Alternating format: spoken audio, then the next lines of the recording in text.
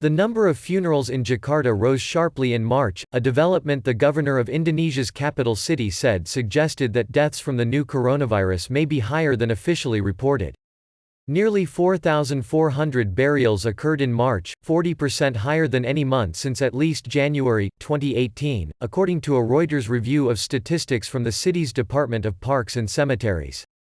The second highest total during that period was March 2019, when nearly 3,100 people were buried. Reuters was able to obtain statistics going back to the start of 2018. The city has been at the epicenter of novel coronavirus infections in Indonesia, accounting for 971 cases and 90 deaths, according to central government data, or roughly half the country's total for both.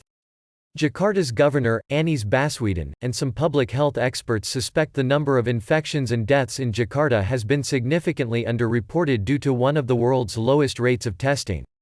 It is extremely disturbing, Baswedan told Reuters on Friday, referring to the funeral statistics. I'm struggling to find another reason than unreported COVID-19 deaths. A senior health ministry official did not respond to phone calls and messages requesting comment on the funeral statistics. A spokesman for President Joko Widodo did not respond to requests for comment.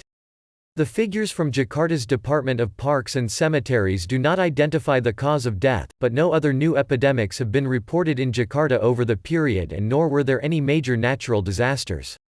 Indonesia has almost doubled tests in the past week but has conducted only 7,621 tests in a country of more than 260 million people. As of Friday, the health ministry reported the total number of infections in Indonesia was 1,986. Deaths from COVID-19 were 181, the most in Asia apart from China. In an interview on Thursday, before Baswedan had made his comments, Ahmad Yuryanto, a senior health ministry official, defended the reporting and testing system. He said the central government based its data on lab results using the accurate polymerase chain reaction (PCR) method. He did not respond to requests for comment on the funeral figures. Hospital staff and undertakers in Jakarta have taken special precautions with the bodies of 438 people they suspect died from COVID-19 between March 6 and April 2, according to the governor's office. The protocols mean undertakers disinfected and wrapped the bodies in plastic rather than fabric as Islamic customs requires. Indonesia is the world's most populous Muslim-majority country.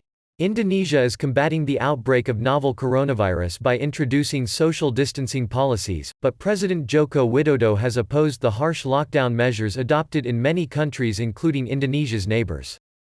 Widodo has said that he wants to protect the poor from economic dislocation and believes Indonesians lack the discipline to embrace tough quarantine measures. Baswedan, a political opponent of Widodo, has imposed tougher measures in Jakarta, where he has declared an emergency and schools and many shops and businesses are shut.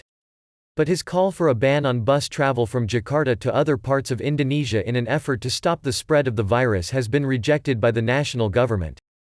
Amid fears that an annual exodus to homes across the archipelagic nation for the Muslim Ramadan holiday would accelerate the outbreak, Indonesia announced on Thursday it would give cash to poor families to stay in Jakarta instead.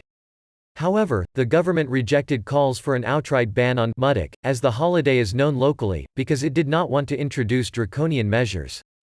The novel coronavirus has already spread beyond Jakarta. It has been detected in 32 of the country's 34 provinces and, as of this week, most cases are outside Jakarta, according to central government data.